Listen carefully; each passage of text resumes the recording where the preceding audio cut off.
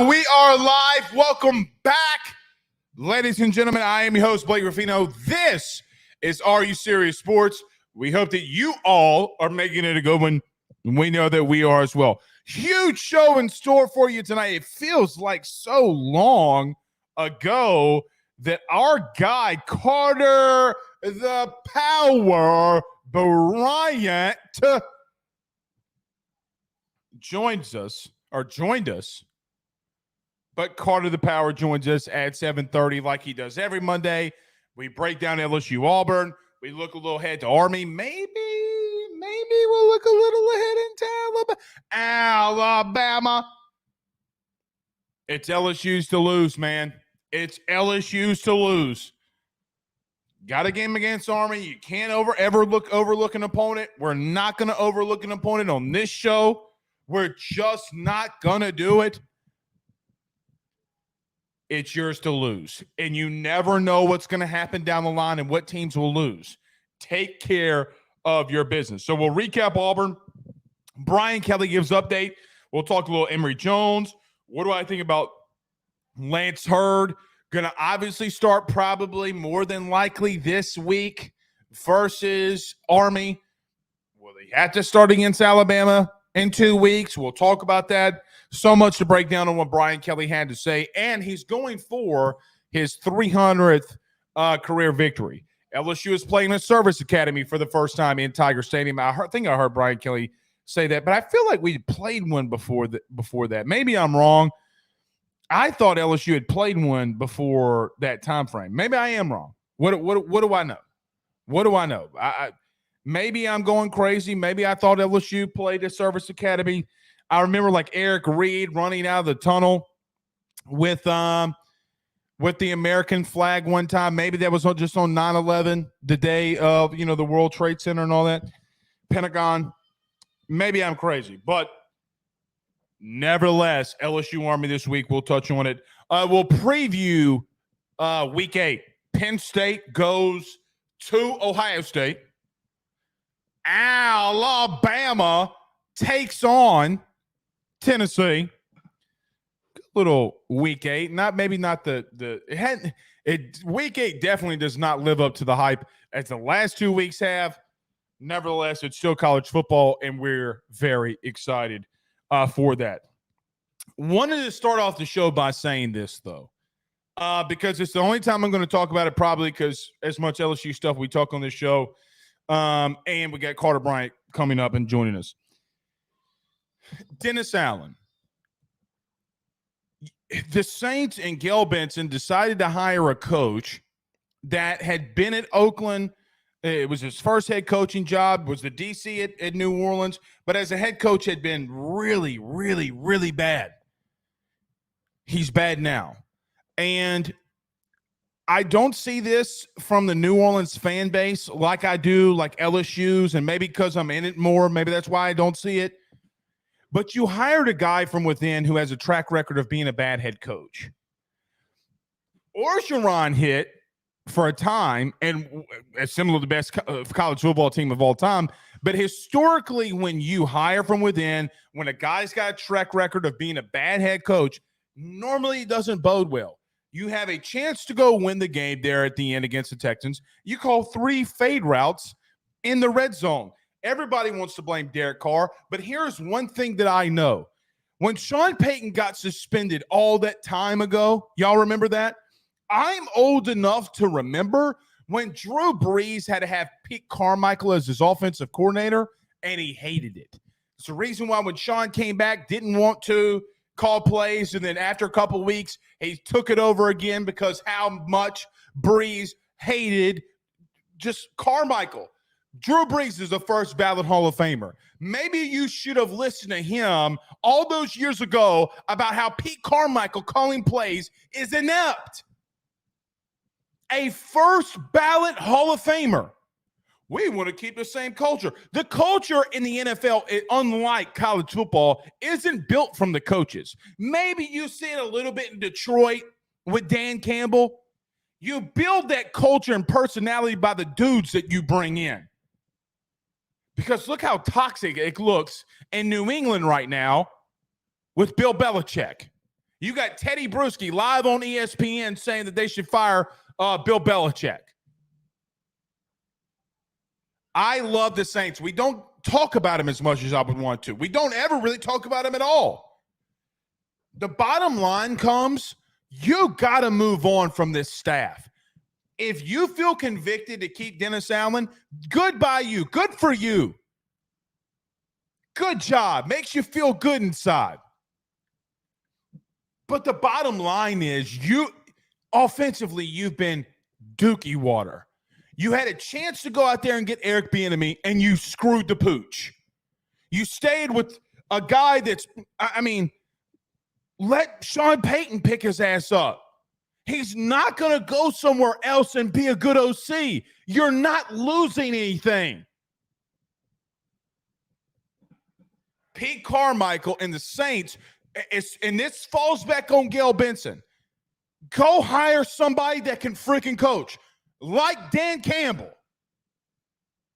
Like what you should have done. All right. Cody with a $4 super chat. $5 super chat, I should say. $4.99. Get rid of Pete Carmichael and bring in an OC and fire Dennis Allen. Bring in Eric Bieniemy or an offensive head coach. Wouldn't hate that. Wouldn't hate that. Now, defensively, you're really good. You get some of that up because Dennis Allen's walked out the door, right? But it's just so I hate every living second of what I'm watching from the Saints. Thank you, Cody, for the super chat. I hate every freaking second of it. I hate offenses that are inept that I root for. I feel like I'm watching. You know what I feel like I'm watching. We watching it as LSU fans. But a lot of you hated Orgeron because they hired from within. If he wouldn't have been a Louisiana guy, you would have hated it much more. You would have questioned it. The only reason Ed got that job, I got the bonder. He comes out years later and says all that shit that we did to get the job was bullshit. Go figure. Go figure. I hate it. I hate every second of it. Roe on YouTube says, Blake, you think the Gumps lose this weekend? You think we can beat them as well? When's the last time the Gumps had 2 losses in a row? I don't know. Yeah, I don't know that. If they're going to lose one, I hope it's against us. But I don't. After Tennessee and LSU, I mean, is Auburn going to challenge them? I don't know their schedule well enough. I think maybe they play Kentucky. Maybe I don't remember. But we'll talk about that.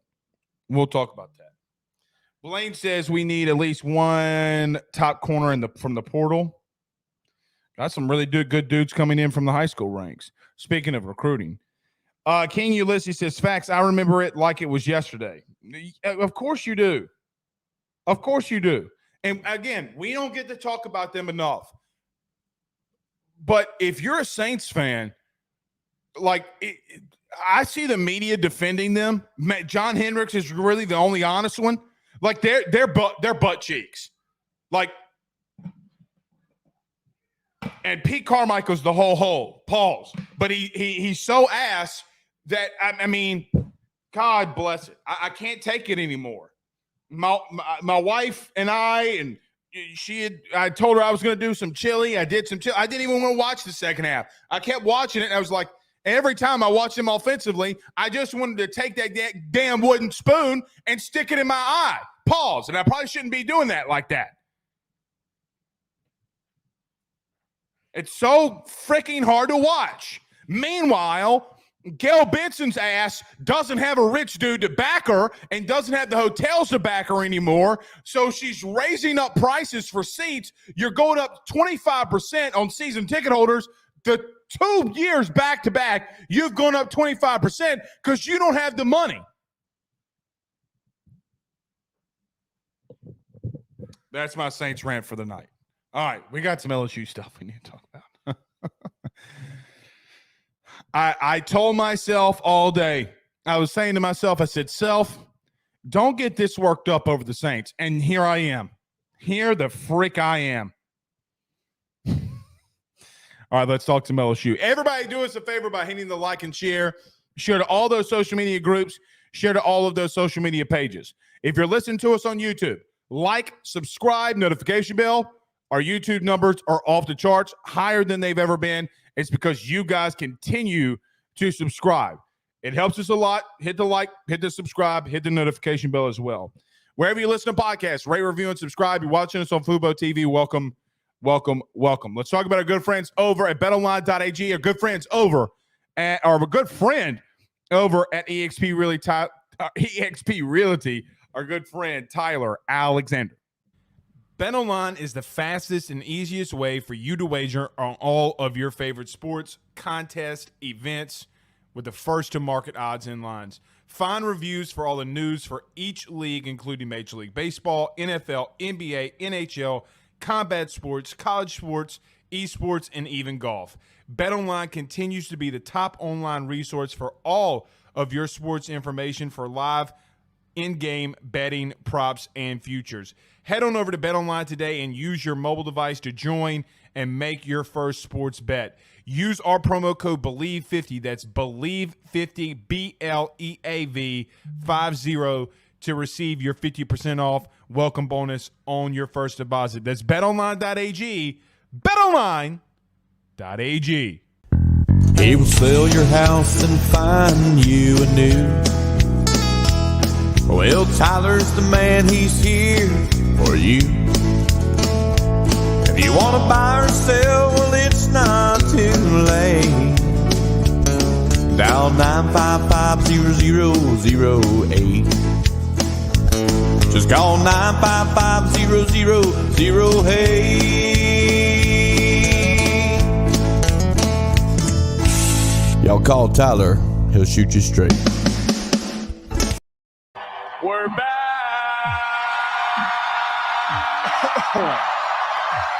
Excuse me, I coughed in the microphone, choked on a little bit of water because that's what Texas does. They choke all the time. Pause. LSU and Alabama this past weekend. What a great performance all around by LSU. Arguably and probably is their best overall game that they had of the year, without question. Defensively, they got a lot better. They looked a lot better in the secondary. It's not like Auburn offensively is killing it, at least not through the year. They can run the ball a little bit. They are so chaotic under Hugh Freeze on their identity and what remotely that they want to do. It's insane. You know, we talk about it all the time that a good offense can face a good defense to try to get some things rolling. But what happens when a really good or not really good, but when a really bad defense faces a good or a really bad offense, maybe they can start getting their ducks in a row. Maybe they can start dotting some I's and crossing some T's that they had not been able to do over the last couple of weeks. The bottom line is this. I do think you're playing all around better defensively. Now, the question that we had was, look, you played a really good 3 quarters to end the game against Missouri, a Missouri team that just went on the road in a very hostile environment against Kentucky and won. Very hostile environment against Kentucky and won. They are a 6-1 football team. You beat them on the road because, quite honestly, of what you did in the second half, really in the second half, some in the third quarter, by only giving up 14 points. But over the last 7 quarters, this defense is only allowing 5 points. And if you do that, if you can do that, you're going to win a lot of football games. You might ask yourself the question, number one, is it sustainable? Yeah, I do think it can be a little bit sustainable. And then number two, can LSU find their way back in all of this and win the West? Because you got Army this week. You got Alabama in a couple weeks. You're coming off a bye week. You get a little rested up. It's the same bye week every single year. You go on the road to face a Tuscaloosa team who, quite honestly, offensively, isn't that great either. So you do start asking yourselves those questions. I do think that Harold Perkins is more comfortable in his role. Watching the film again last night, watching the film again today, one thing is for certain. Harold Perkins feels much more comfortable in whatever it is that Matt House wants to use it with him. He's played well. It all started for him when he got the interception, obviously, against Missouri. He turns right around, has back-to-back really good performances in the running game, in the pass game. The first play, they try to go right at him in a bubble screen pass at him, and he makes an open field tackle. Some thought maybe it could be a horse collar. He's on the outside of the shoulder pads, gets him down, looks really good. But if you can start finding those things, thought the defensive line played more aggressive, thought they played better against an O-line that, let's call it what it is, at times pushed Georgia around. That O-line pushed Georgia around a couple of weeks ago, and you did some really good things against them. Now, there are definitely things that got to get cleaned up. Definitely some things that have to be cleaned up. You can't lose contain. You lose contain on Jalen Milroe, he's going to get some really big-time yards on you. 10 yards here, 15 yards here. Now, his O-line sucks more than Auburn's. I'll give him that. He doesn't have a lot of time to process like some other quarterbacks do, in not only in this league or in this division, but his entire conference and entire country. But LSU played fantastic, and it's all led by your offense and what you do. If LSU started figuring some things out here and there, last year under Bryant Kelly was around this time. It was around this time that LSU started figuring themselves out a little bit, and they were starting to get on a little bit of a roll.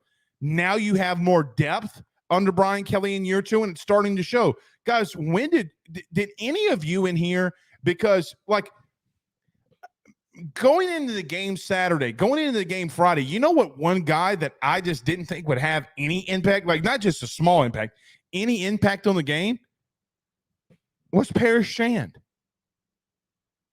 If you would have told me, Blake, the leading receiver would be who on Saturday, I'd say probably, Malik Neighbors, Brian Thomas Jr., and maybe if they want to take those two guys away, maybe James started finding Mason Taylor a little bit more.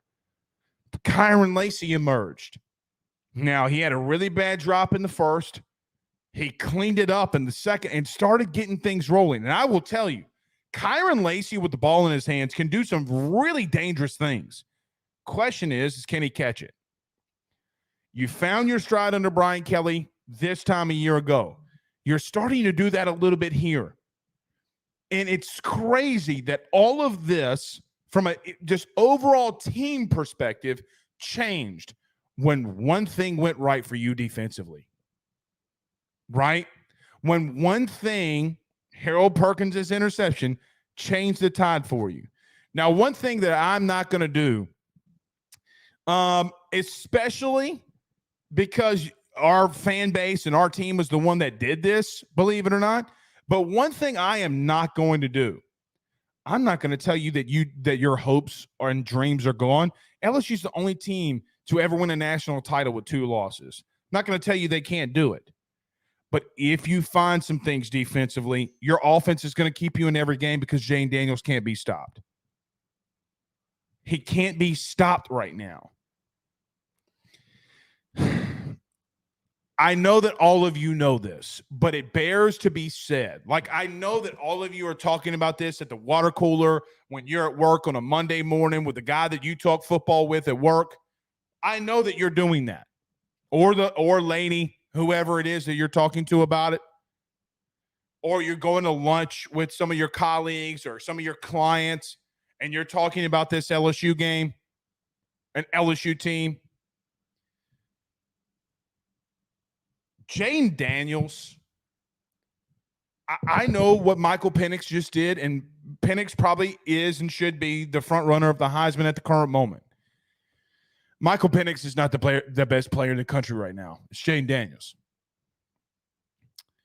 And if you put everything aside from what you know, meaning prospects, draft, whatever anybody else is saying, the best player in college football right now is Jane Daniels. And we've talked about this a couple of times. We talked about it last week. We talked about it the week before. I don't think that there's anybody in the country playing better football than Jane Daniels. Now it's a pretty much foregone conclusion that nobody is. See, the lie is, and the misconception is that the truth, the last time that Michael Penix probably should have got the football in a competitive scoring range against Oregon was when he threw the pick when Ndunze fell down. It would have been the last memory that you have of him in that game. Jane Daniels is doing it consistently. Oh, Blake, he threw an interception. Well, so did Michael Penix. He, as Brian Kelly alluded to today, Jane Daniels this year is actually somewhat human. But what he can do with his legs, what he's doing through the air, guys, he's throwing the football with extreme confidence. You watch on the film, and this is what somebody was going to do to you, because at this point, and here is the end-all be-all, you're not going to see bland defenses anymore. You're not going to see teams that just do what they do. Maybe Alabama, maybe. But I still think Bama is going to come in with wrinkles. In the second half, Hugh Freeze said, you know what? In a lot of ways, we're going to double Malik Neighbors, and we're going to double Brian Thomas Jr., and we are going to find out if LSU has a third guy. Well, on that particular night, it just so happened to be Kyron Lacy. The 25-yard touchdown that he hit on the skinny post, the 57-yard running catch that Kyron Lacy had on the quick slant, breaking a lot of tackles, making guys miss. You found a third receiver. The question will be, again, can he hold on to that puppy? You hope that he can, because if he can, we've seen the electric stuff that Kyron Lacy can do with the ball in his hands. We saw it in the spring when he goes up with one hand, catches it, comes down, takes one to the house. Here's the good thing about what you saw with Auburn, and what's going to make you more dangerous, because now teams are like, look, man, we're going to have to play zone. We're going to have to try to get home with 4 and get Jane Daniels down on the ground, because if we don't, it doesn't matter what receiver or what guy he's got out there. Oh, by the way, he's going to carve us up anyway. Oh, and if you do send pressure after him and nothing's open and you actually lock them down on the back end, he's going to break contain and he's going to go 50 on you if you're not careful. They are statistically the number 2 total defense in the country. Offense in the country. LSU is statistically number 2 offense in the country. They're not the second best offense in the country. They're the first. Now, a guy that will come up in here in about 6 minutes, we talked about it with him all offseason. One thing that we talked about with Carter Bryant every single Monday, I kept telling him, Carter, I think it's going to be the best offense in the country. I think it's going to be the best offense in the country. I think it's going to be the best offense in the country. Don't believe me? Go back to any one of those shows that we did with Carter. It will bear repeating. But you got Army this week. And a team that, quite frankly, going to come in here and run the ball against you. You got to play fundamentally sound. You do have to play fundamentally sound. Let's go put up some points. This is a stat sheet stuffer supreme, and it should be. And look, Army has faced Boston College. I know Brian Kelly alluded to this today. Army faced Boston College and gave them everything that they wanted. Boston College did keep some things close with Florida State. I know you don't use transitive properties. You shouldn't use transitive properties. But Army's not a bad team. They're not going to beat you. They're not going to beat you. They can't beat you. But a service academy, people that, and I always respect service academies, always will, always have been. You kind of need to get some work in, get out of there, get to the bye, and then you go and play for the West. Like there's nothing, there are some things, and we'll talk about this more this week. There are things that I want to continue to see from this team. Want to see this front seven to continue to play as good as they've been playing since the second quarter against Missouri. Now they've given up some runs. They've given up some big plays. They've gotten scored on. But they're not getting scored on in the rate that you would think that they had been against Ole Miss, the first quarter against Missouri. They kind of found something. Thought Omar Speights had a really good game. Thought Omar looked really good for what he did. You got 3 weeks, really, and truthfully, to win the West. And you feel good where you sit, but there are some things you got to work on. You got things you got to fix. Army might be a team that you can play that gets you in and out of there. Now, they're going to play tough. They're going to play hard. They don't get to, chop block you the way that they used to. They're not going to run that. I remember watching the whole Army UTSA game, and they're going to be in the shotgun. They're going to run the same triple option principles, but they're going to throw the ball a little bit more than you're used to. Old Army trying to get a little bit conventional. Go shut them down, get into the bye, and get after it. One thing that Brian Kelly, he did give a update on some injuries. I want to throw this out there because over the weekend, LSU got a couple of recruits which made themselves a top 6 class in the country, depending on what service you look at. They're going to get some more recruits, and they're going to be in the top 5 again, which is interesting to me. But when Emory Jones went down, an epiphany happened. Because Emory Jones is hurt, right? Like, he's not just playing, he's hurt. Miles Frazier's been playing good. In this offense that it looks so good, you got a true freshman 5-star right tackle coming in. It's how Bama, I thought to myself when LSU continued to score and I saw Lance Hurd screw the false start, screw the holding, that is how Bama had been beating you for all those years. Is because one 5-star goes out, another 5-star comes in. Because I watched Lance Hurd and he played nasty, he played tough. Screw the holding. Screw the holding. Who gives a flying shit about the holding? Because my man can hold his own, and you just like, man, here comes another 5-star. All right. Gotta love it. You gotta love it. Brian Kelly did say that he would Emory Jones was probable. This week, Emory Jones isn't playing. Mekhi Wingo is not playing. I would be very shocked if Omar Spates is playing. I mean, not Omar Spates. Chris Hilton is playing. I think that there are some guys that they're going to hold out, personally. I think that there will be people that they will leave out. So, we'll see. Not a lot, but we'll see. Look, the man's here. Sup? Y'all be watching Carter Breakdown? Oh, damn it. Yes, you're right. I didn't do it. Where is everybody watching us from tonight? I forgot to do it, man. I forgot to do it. Where are you watching the show from tonight? You're in the 337, put the city. Always put the city. Where are you watching from? I like this. Spectrum Wellcare says, I can see the potential in Aaron Anderson. I thought he had a crucial catch. He's got to keep his feet, though. He's got to keep his feet.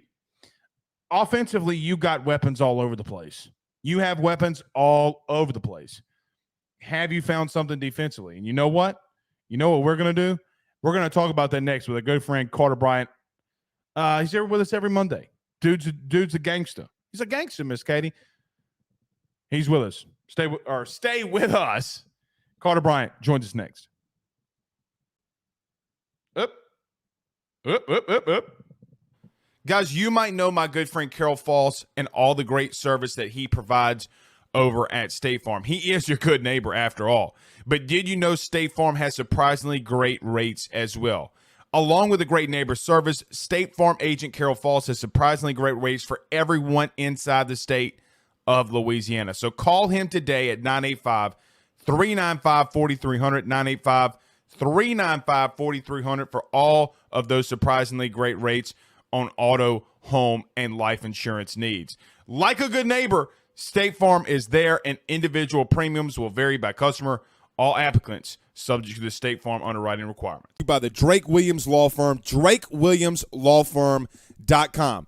Whether you've been injured in an accident, you're preparing for a future with your estate planning, you're getting ready to close in on a real estate deal, or you're about to welcome a new addition through adoption into your family, or you're facing criminal charges, you need very experienced attorneys, and that is what the Drake Williams Law Firm will be able to do for you in navigating the legal system. The door to their cozy office in historic downtown Ponchatoula has been open since 1981.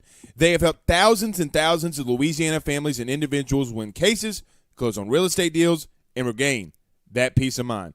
Their lawyers over at the Drake Williams Law Firm, Ernie Drake III, Ryan J. Williams, and Summer Vignair, are very determined, compassionate, and dedicated to their craft. It's the Drake Williams Law Firm, drakewilliamslawfirm.com. Give them a call today at 985-386-7600. Tell them your good friend Blake Ruffino with AYS sent you on by.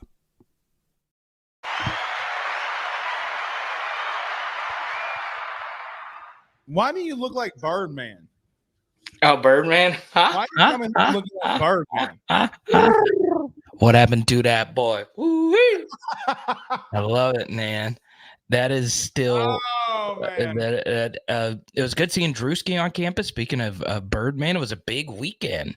Theo Vaughn. You saw Theo Vaughn hanging out with Bryce Underwood? I saw that. That's huge for recruiting. Hardy, a lot of people down there. But yeah, Blake, it's good to be with you, man. Good to see you. Carter, I'm not going to waste any time. Every single Monday you come on the show. And during the non-playing portion of the year, there was a very good-looking individual with a black beard, okay, wears a black hat with orange on it. Okay. And me and you had a discussion, okay? And the discussion was, I said, Carter, I think this team's going to be the best offense in the SEC. I see the potential there. And we would talk about it ad nauseum. But I got to admit, they are doing things better than I thought that they ever would do. I didn't know if Jaden Daniels would be a Heisman contender. I thought he'd be really good. I didn't know if he'd be a Heisman contender. Offensively, Carter, we're watching something that we might not ever see again. We say that and look at 19, but all right, don't act like this is normal because it's not. Yeah, it's weird. I know you saw the Aaron Murray clip a minute ago. Yeah, it's just a bad take. I would say 2023 LSU is the closest thing we've seen to 2019 LSU, and obviously, especially if you take out 2020 Bama right in that season. So it's crazy to see what Jaden Daniels has done this year. So one thing, there's a lot of things actually working against Jaden Daniels here. So let's just say, Blake, college football had a bigger fantasy football following. Okay. You know, fantasy football, you set your lineups every week. I actually went and looked this up today. Jaden Daniels has 40 more fantasy points than any other college quarterback up to this point in the season. Now, that doesn't sound like a lot, but just to let you know, he has 250 on the season. Caleb Williams has 212, and there's nobody else with more than 200. Nobody else.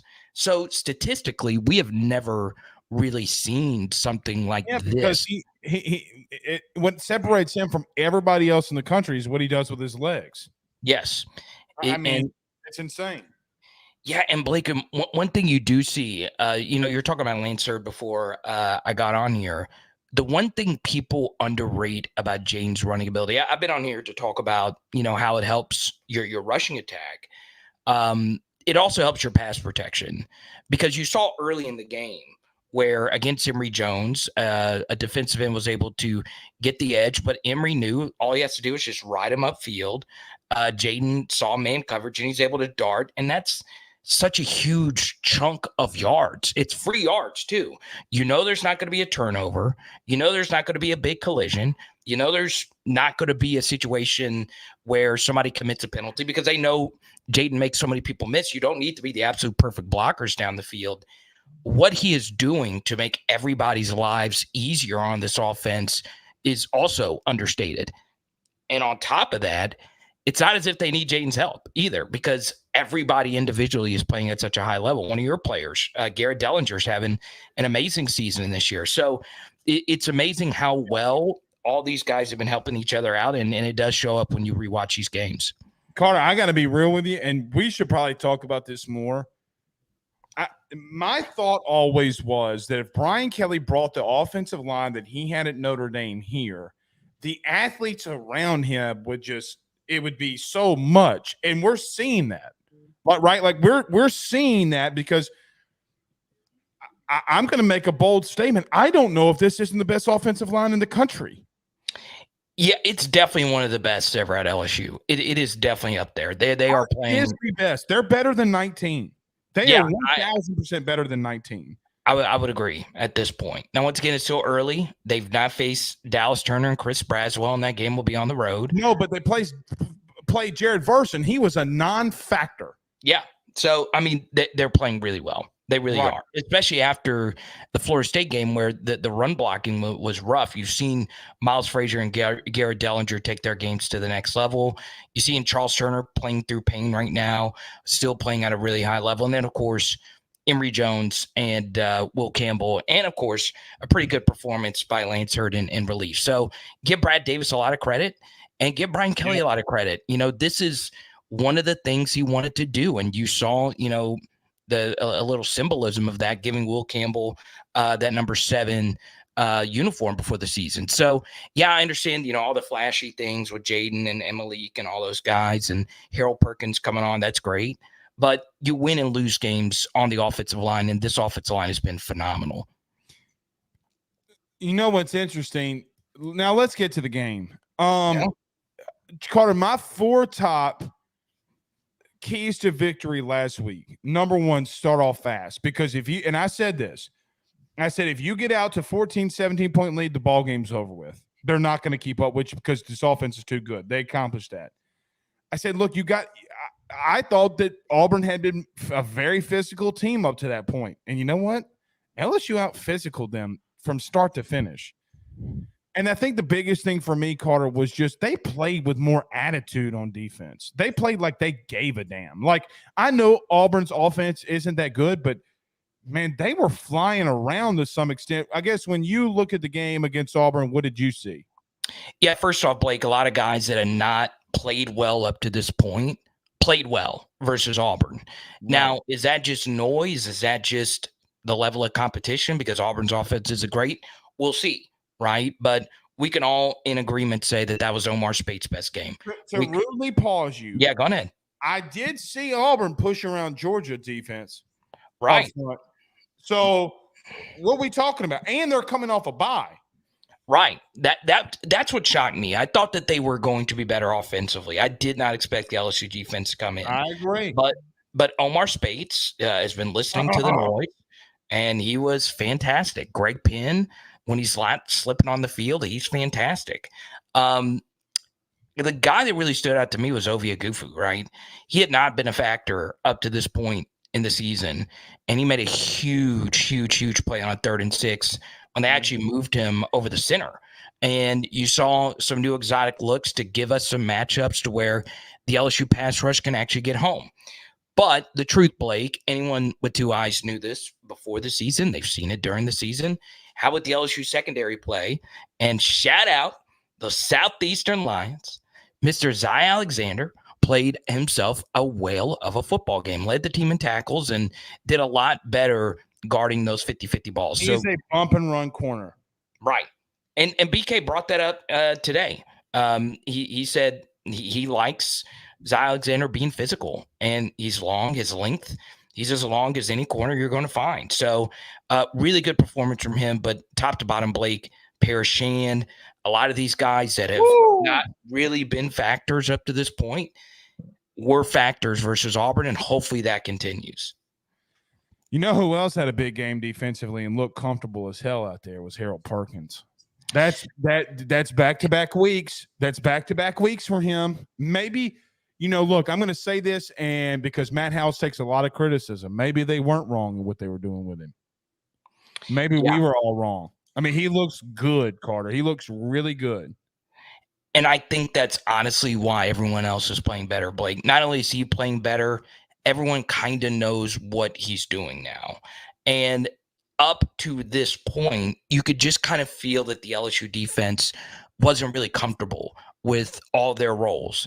Now that your best player has his role where he's comfortable and they're using him correctly, because look, it is a different fit, right? That I want people to understand that the role that he's playing is normally a role on other defenses played by a defensive back. It's nickel. Tyrann Mathieu.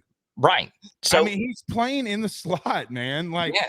So he's a different player. He's a linebacker, right? So it takes a while to get used to, obviously, figuring that out, and lucky enough they did. And he's special. I mean, this was as good of a game versus Missouri, and the Missouri game was really good. So hopefully Perk keeps building on that.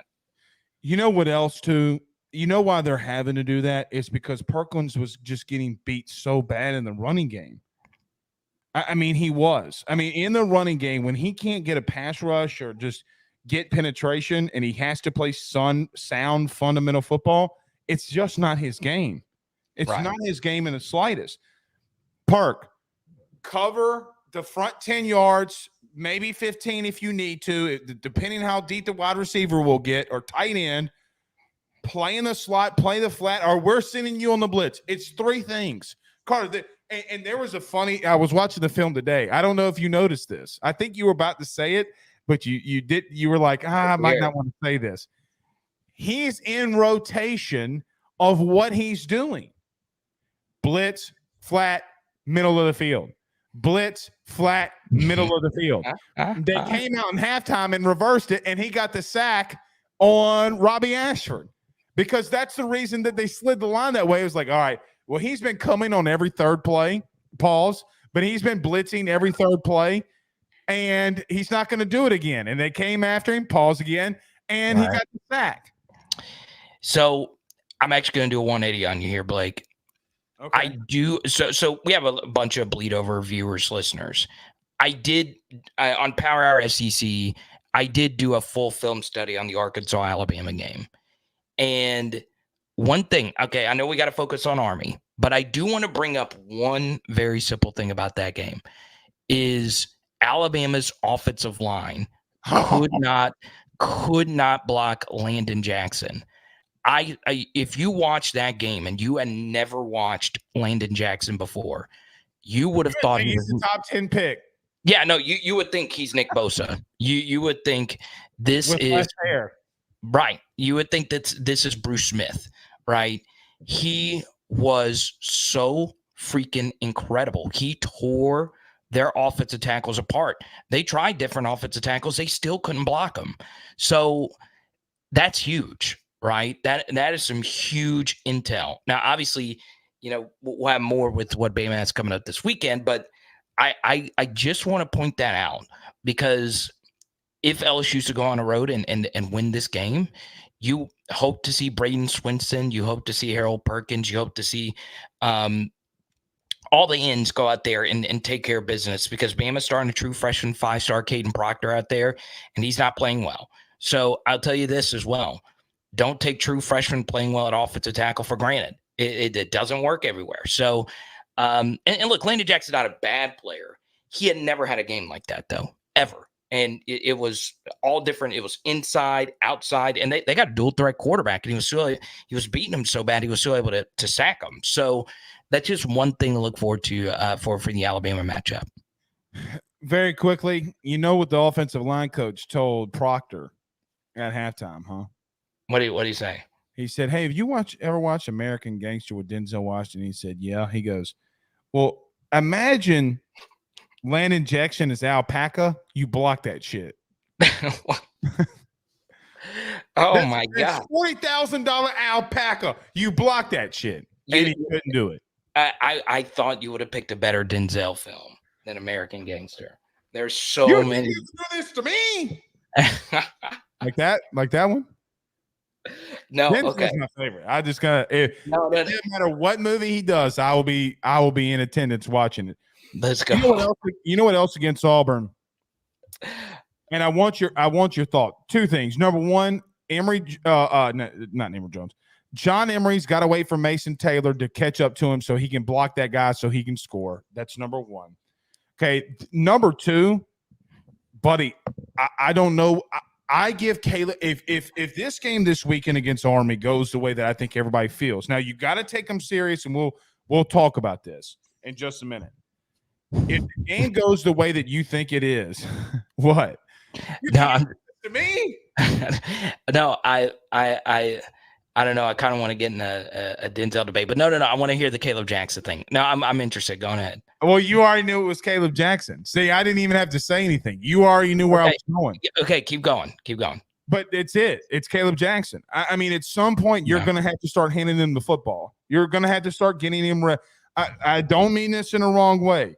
I don't want to see John Emery running in between the tackles. I want to see Caleb Jackson because I know that.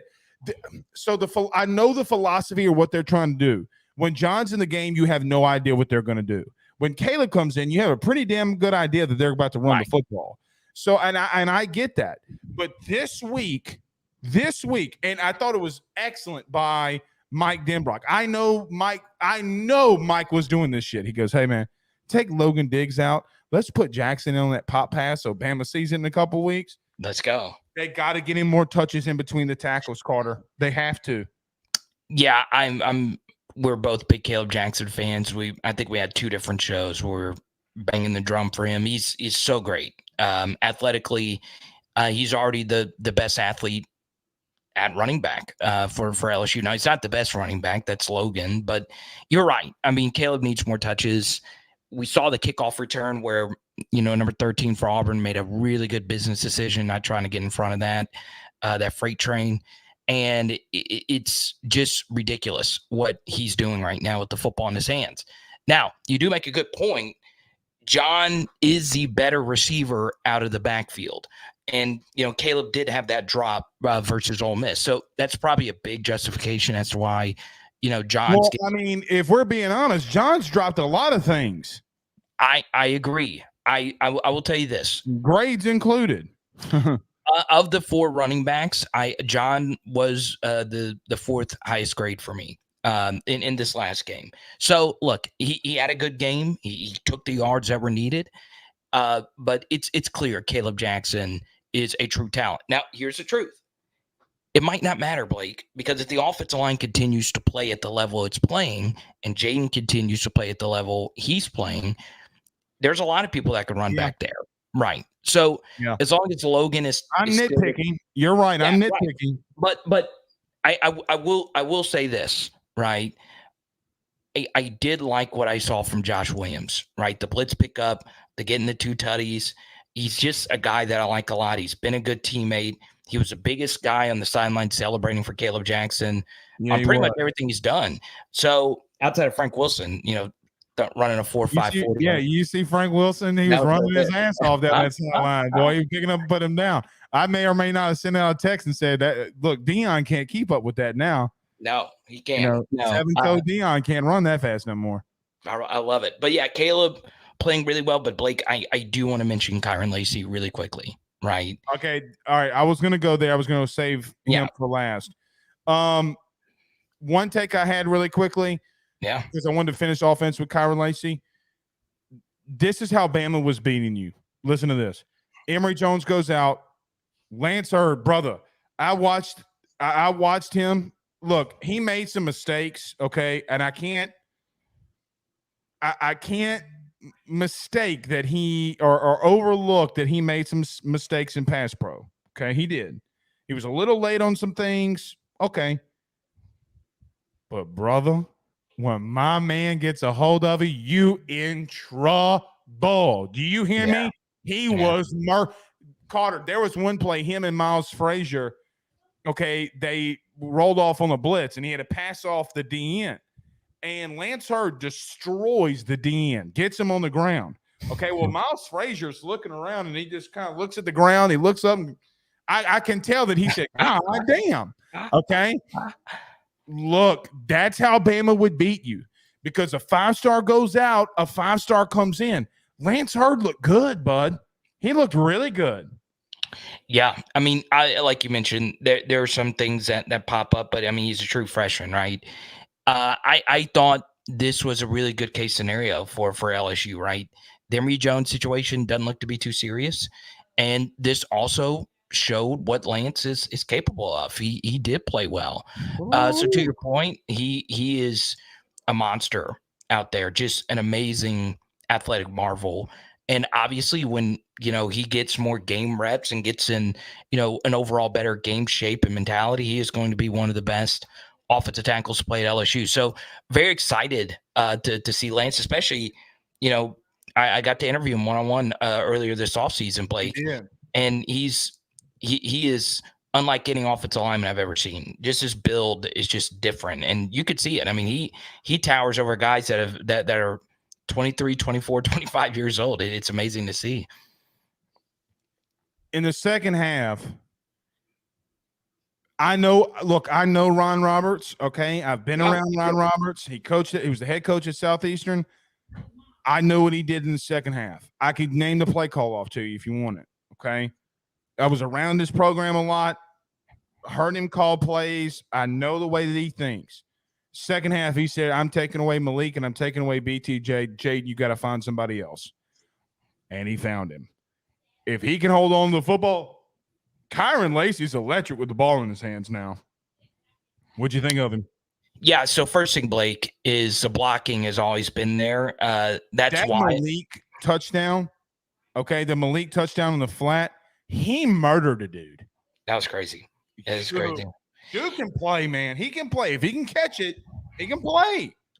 Yeah, and it's ironic you bring up Lance Hurd. So and the Caleb Jackson pop pass.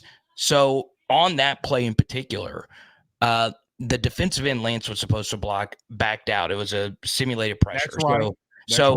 So there was no way Lance could have blocked him because he was bailing out. So that end had an angle on Caleb Jackson to make the tackle. Kyron Lacey saw that and actually stuck his butt out. I've never seen it. Was a Hines Ward level block. And that football IQ is just insane. Now, I can't say 1,000% if that was intentional, but I gave him credit for it because it looked like it. He is so. I mean, what was he doing on the field if it wasn't? If it wasn't intentional, he was twerking. What was he twerking? I don't know. I was like, that is. Was he doing the chicken noodle soup? I mean, hell no, that was intentional. That was so freaking crazy, Blake, for him to see that. There's just not many football players on the team that could do that because he not only had to block his guy, he had to help out. And 91 wasn't going to tackle him, but he at least would have touched him if Kyron didn't do that. That's right. Football is a game of angles, and Kyron understands that really well.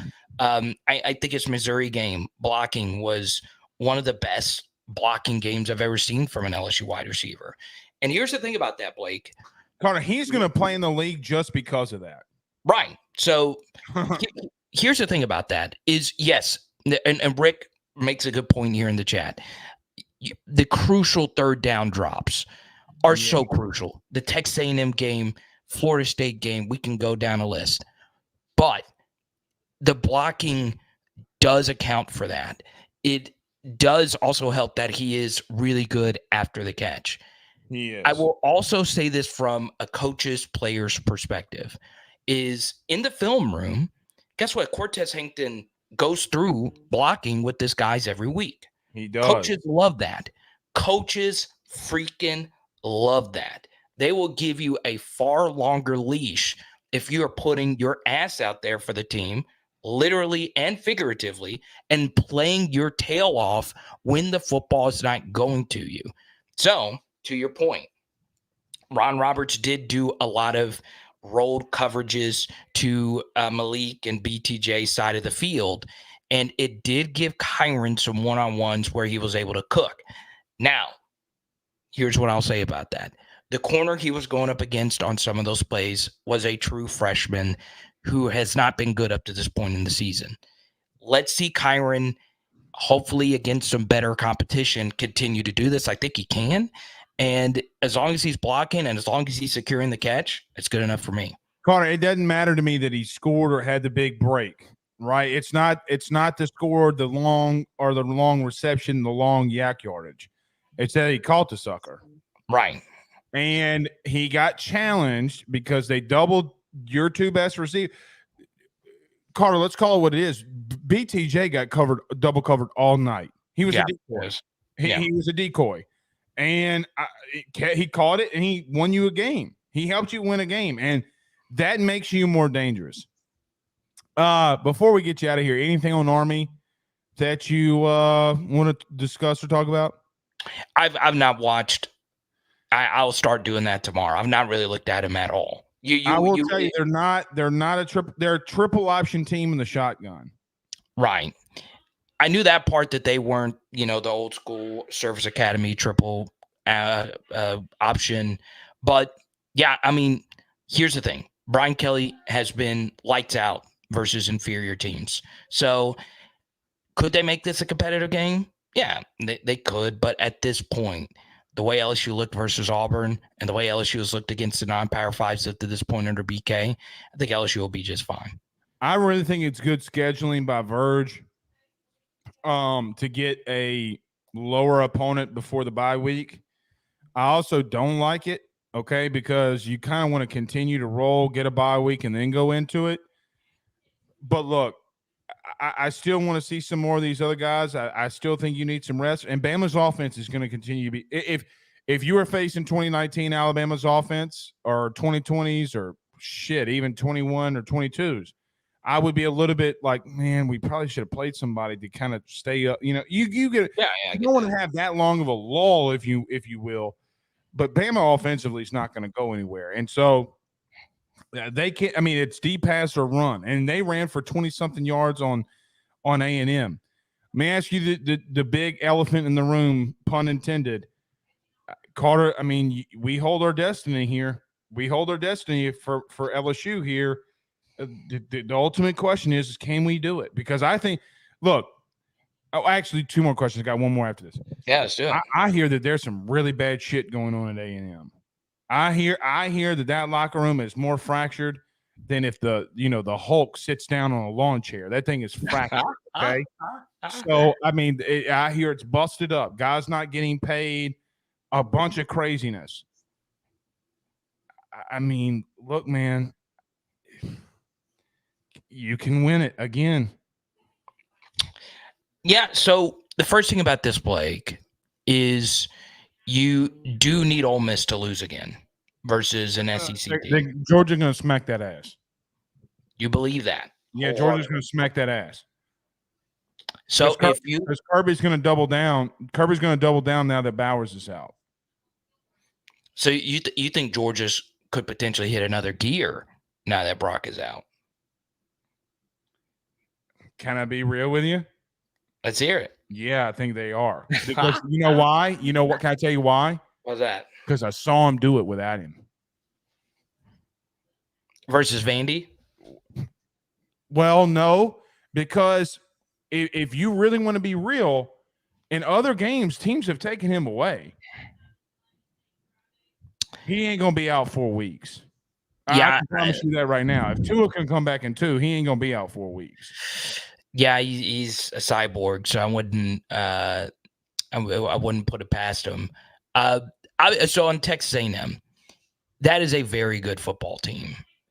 That is not coached well at all. I think the fourth down call, and you should be very excited at LSU that you have a coach that is willing to be aggressive on fourth down. That 4th and 1 decision to punt versus Alabama was one of the most frustrating things I've ever seen. Now, on the SEC channel and on here, I said the 2 worst coaches in the SEC were Mark Stoops and Jimbo Fisher last year. Mark Stoops just doesn't have the talent. Didn't you hear him? Yeah, I know. And it's the same story every year. They were the 2 worst coaches in the SEC last year. They were the 2 coaches that fell under expectations more than anyone else. The same thing is happening this year. And Jimbo is just not a good head coach anymore. He's just not. The offense, you've seen more explosives. You saw, obviously, Max just fell apart this last weekend versus Tennessee. It wasn't good, but it's the second straight year. I don't know if Tennessee defensively is just not really good. They could be. They had a lot of continuity with their defense coordinator coming back. That D-line's serious now. But to the point here, going back to your initial point about the LSU offensive line, I will tell you this. I have been shocked at how bad some of these West offensive lines have been. So don't take LSU having an elite offensive line for granted. Arkansas has probably fielded the worst SEC offensive line I think I've ever seen. Texas A&M's is so unbelievably bad. Mississippi State's is really bad too. They're in shambles, and obviously I mentioned Alabama's offensive line struggling. So that could be the difference, Blake, for LSU to run the table here. Last thing. Big recruiting weekend. Ooh, cooking, baby, cooking. It's good, man. Terry Bussey just tweeted out side-eye emojis. Ooh. Wait, the 5-star athlete Terry Bussey? Yeah, and you know what else?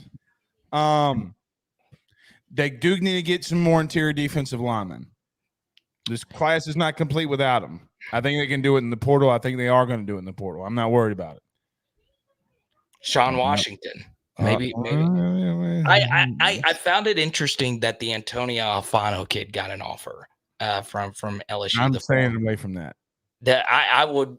That is a crazy. I'm staying away from that. Yeah, it's a crazy story. But what I will tell you, Blake, is you are right.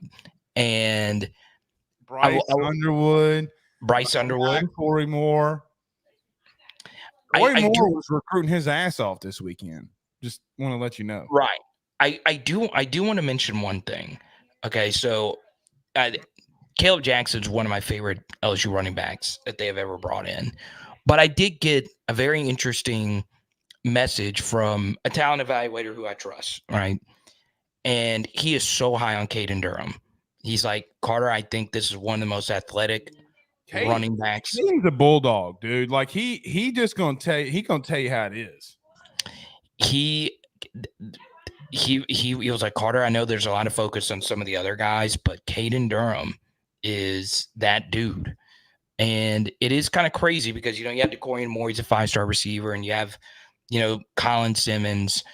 But, I mean, the leader of that team is that Duncanville team has been Caden, take it to the house, Durham. So, in many ways, he might be a little underrated. I see him more of like a top 50 recruit. He's at 150, but he could play.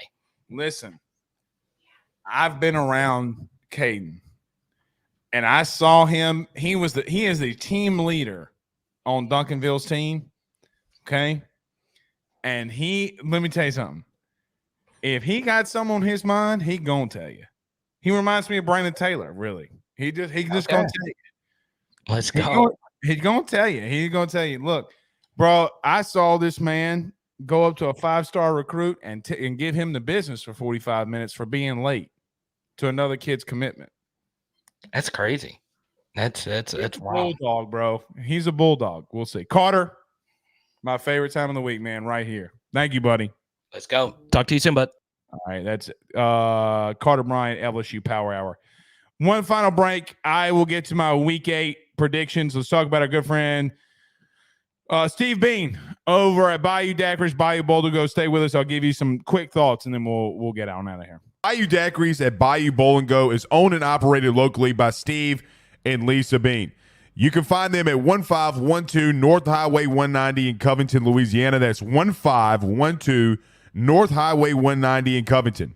The North Shore's first crawfish drive-thru is about to step it up another notch by bringing you drive-thru daiquiris as well.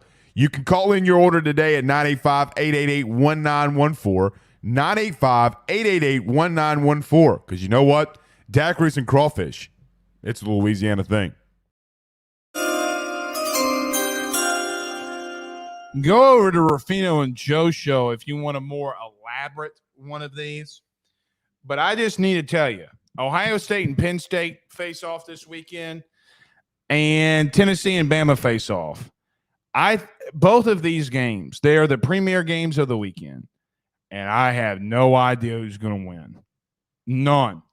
I don't think Ohio State's offense is great or good enough. Penn State is the number 1 total defense in the country. They hadn't played anybody. Bama, you've seen them. Tennessee, you've seen them. Now, Tennessee can run the football on anybody. But the two premier games of the weekend, I have no clue.